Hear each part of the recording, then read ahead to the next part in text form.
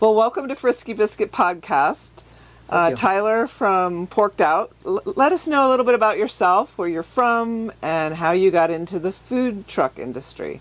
So, like you had said, my name is Tyler Jones. My wife is Lacey Jones. We're born and raised in the Twin Falls, Magic Valley area.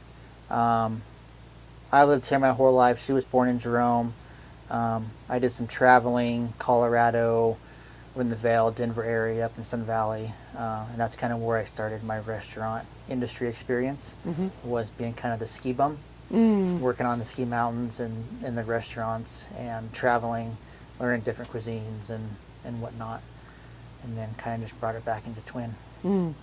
And what made you decide to buy a truck versus a stick and brick type of restaurant?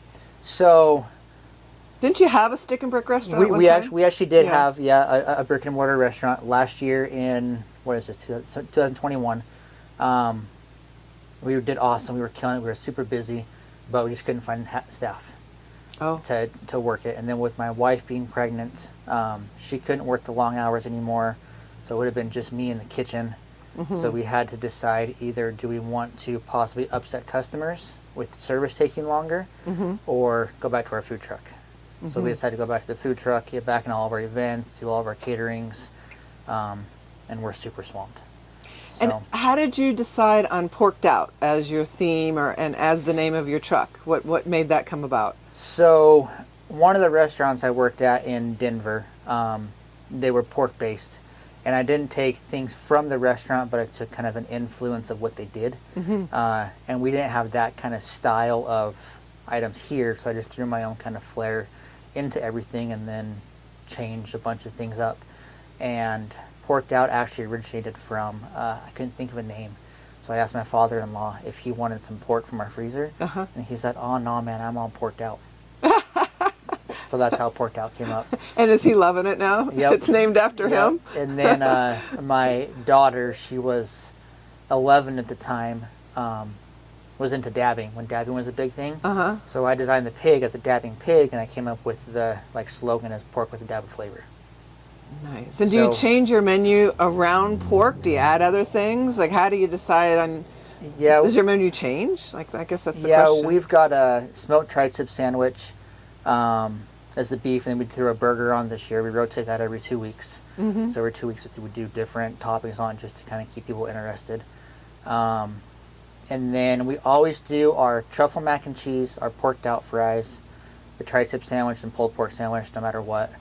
And then this year we did the tri-tip Philly, as well as that rotating burger. We try and do specials every week. We took our pork belly tacos off this year, so we're running them as a special this week. We do our smoked brisket tater tots at the end of the season that everybody loves and looks forward to. Yum. Yeah, we try and rotate a couple items out every year just to keep things different. We've had our truffle sauce since we did our tent 4 years ago. Is where we started out, was in a food tent, and our truffle sauce stuck with us. We've always had the mac and cheese. And what was the hardest part of getting started in a food truck? You know, it's not something that everybody has all the time. No, a lot of people kind of think of it as oh, I'm going to open up a food truck. It doesn't seem that tough until they get into it. And Lacey and I actually worked 4 jobs, both of us, 4 apiece, in order to just make enough to make a down payment on the food truck. Wow. And then we actually quit both of our jobs. So we did the food truck permanently. And yeah, it's just taken off. When I worked in Colorado, over in Denver, there's a big food truck scene. And that's kind of where the food truck came into play. And instead of getting a trailer, I wanted to go the truck scene. So we ended up investing in a food truck, doing the whole design ourselves. Oh, wow. We designed the whole kitchen so we could cater. So we have an oven in there, stovetop, just like a small diner. And do you have a lot of catering events? Yes. Yeah. So we are fully booked all the way until end of September right now. Wow. On the weekends, and it's just acquiring more throughout the week. 6 months or 4 months. And I know Boise, the next town over, for those of you that aren't from this area, there's a big food truck rally that's happening in May. Does your truck ever do anything like that, or you? We would like to travel there. we brought it back from Washington empty, so it traveled just fine, which was about a 6-hour drive. But once we're fully loaded, our truck is maxed, and we don't go more than about an hour outside of the Magic Valley area, Right. just to be safe, because I don't know how well up the rolling hills our truck can make it.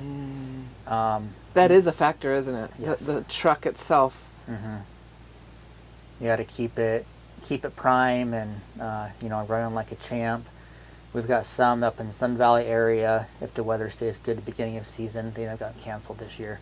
We'll go there. But as far as getting past Mountain Home over some of those The passes. they have going Yeah, that's there. something you don't really think about as road warriors. They're out on the road all the time. And I know when we're traveling, we kind of seek you guys out, the food truck industry as a whole, because the food is always so good.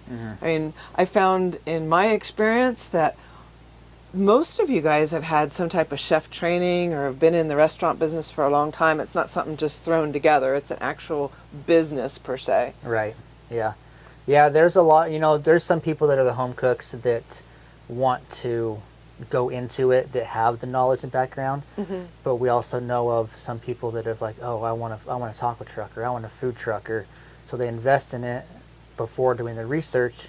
Then they get into it, and we've done a lot of helpful getting people licensed and kind of showing them the ropes of what to do and what not to do.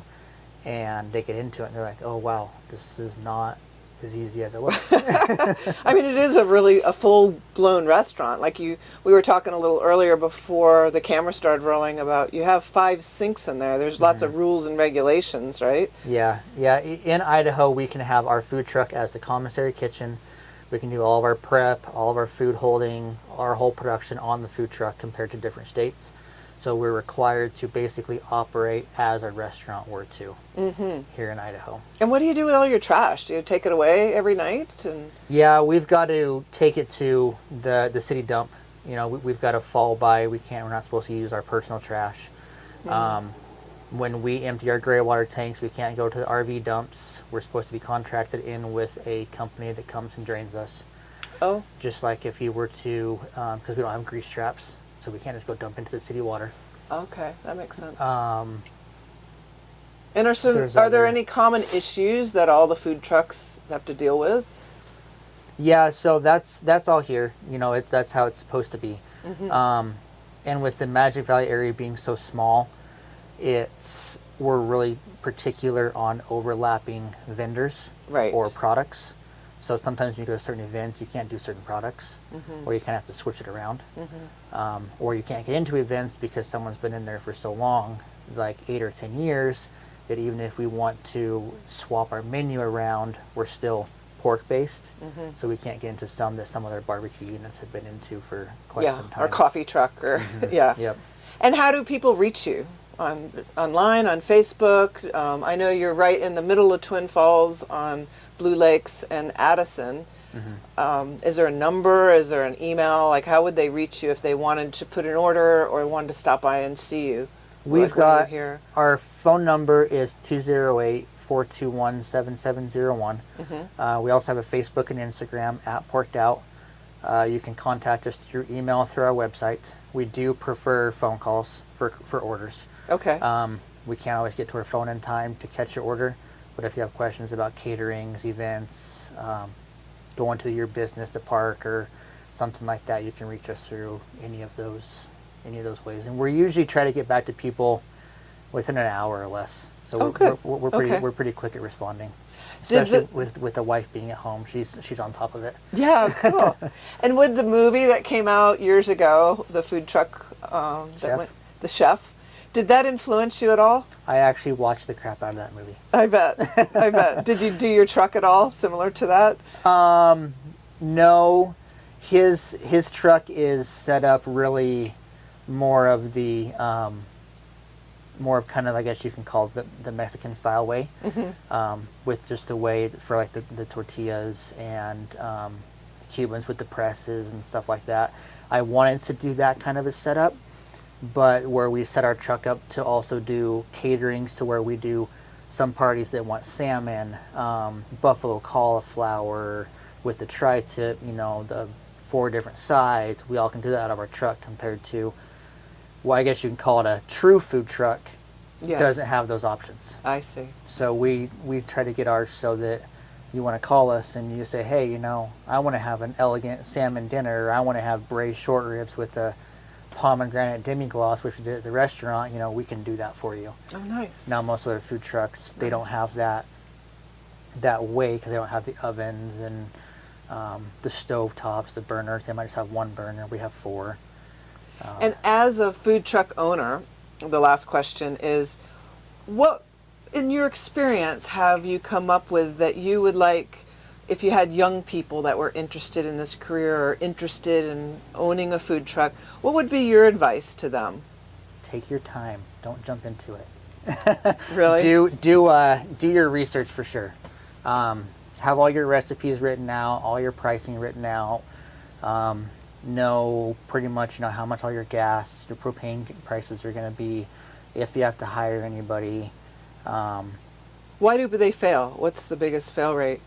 It would be pretty much, like I said, they purchase one, or they see, oh, here's a food truck for sale, I'm going to buy this. Don't have a menu set up, or they know what they want to do, get their truck, and realize that, oh, this truck's not going to work for my menu. Mm-hmm. They try to do too much. That's another one, is simple is better. I think we only have 7 items on our menu, plus a dessert. Mm-hmm. And at events, we do 4 or 5 tops.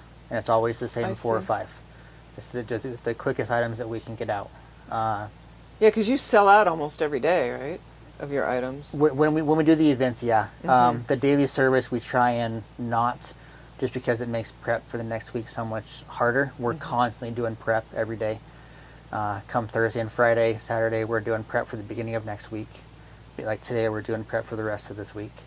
And so you work a lot. Yeah. What time do you get here? I get here at the latest 9. I try to get here about 8, and then we leave right around 7 or 7:30. Wow. So every day? Every day. Well, 5 days a week. So Tuesday through Saturday, unless we have caterings. So Tuesday through Saturday, you're here. 11 to 6 is our operation hours. Okay, good. And then if we have caterings, we've got one day we're triple booked. So we're booked all day long with 3 different events. Wow. That's amazing. Are you happy you got into this field? I am. I love the restaurant. I like being creative.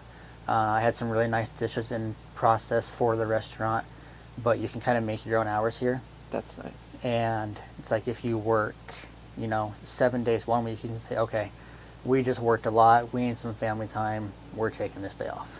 And everybody understands. Yeah, yeah.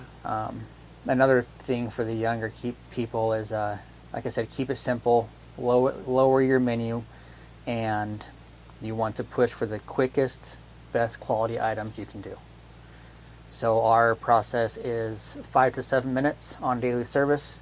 We go to events. We try to not cook anything over 12 minutes. Even if you're the 20th person in line, you should have your order in about 12 to 13 minutes. Oh, that's good to know. Well, thank you. This has really been enlightening. I really appreciate it. You're welcome. Thanks for having me. You bet.